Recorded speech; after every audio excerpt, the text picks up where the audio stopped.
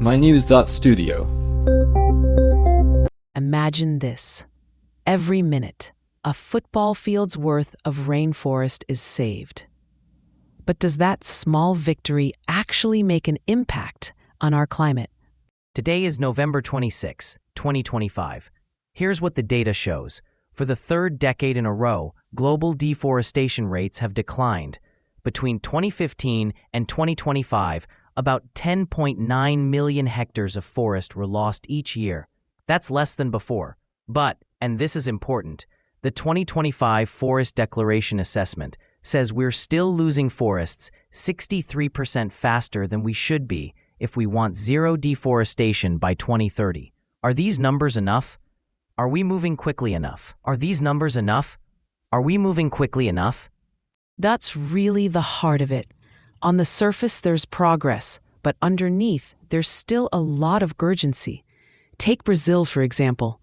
From August 2024 to July 2025, Amazon deforestation dropped by just over 11%. That's actually the third lowest rate since 1988. But that didn't just happen. After Brazil brought back its action plan to control Amazon deforestation in 2023, remember, funding was cut in 2019, they increased satellite monitoring. The deter system sends real-time alerts to authorities, so they can respond quickly to illegal logging or clearing. Funding was cut in 2019. They increased satellite monitoring. The deter system sends real-time alerts to authorities, so they can respond quickly to illegal logging or clearing. Wait, the deter system, how exactly does that work? Is it like a constant watch over the forest? Exactly. It's a satellite-based system. It scans the Amazon and flags changes in the forest cover as soon as they happen. That way, enforcement teams can act before too much damage is done. Do other countries have similar systems? Some do, but not all with the same coordination. The data shows when countries combine strong monitoring with good policies, real results follow. But it's not just about stopping trees from being cut. There's also forest degradation. Think selective logging, wildfires, breaking up habitats. Brazil's approach included specific plans for both deforestation and fires, and they used emergency rules during fire season. And last year at COP28, stopping degradation by 2030 became an official goal. So, are we paying enough attention to all these threats?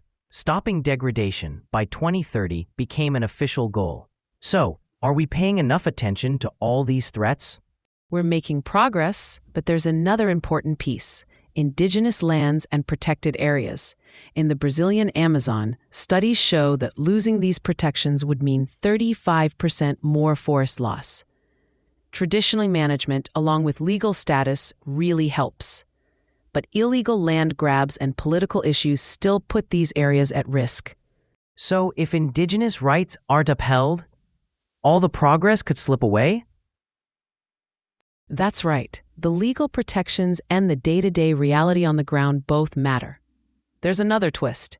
Even as deforestation rates go down, reforestation is slowing. Programs like the Glasgow Leaders Declaration and the UN Decade on Ecosystem Restoration are supposed to help, but the pace isn't matching the targets. Why do you think that is? Is it about money, organization, or maybe local support? All of those play a role. Experts say we need more investment in nature-based solutions, agroforestry, and community-driven projects. But so far, restoration rates just aren't high enough to see a global net gain in forests. So, what keeps things moving forward?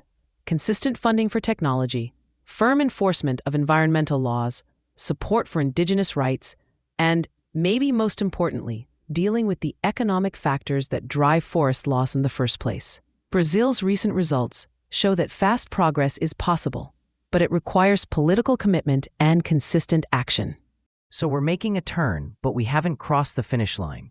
Forests are still disappearing too quickly if we want to meet climate and biodiversity goals by 2030. What can other countries learn from Brazil, and how do we apply those lessons more broadly? That's the main issue for the coming years. We have the tools, monitoring, policy actions, indigenous expertise, but the challenge is scaling them up and doing it fast. Brazil will host COP30 soon, and the world will be paying attention. The question is, can their example lead to wider change? We'll be paying attention as well. That's our look at the latest on global deforestation, where we're making headway, where we're falling behind, and what needs to happen next. Thanks for joining us as we broke down the numbers and the details. Let's keep asking, are we doing enough? Thank you for listening. This episode was brought to you by mynews.studio. Try it now, free.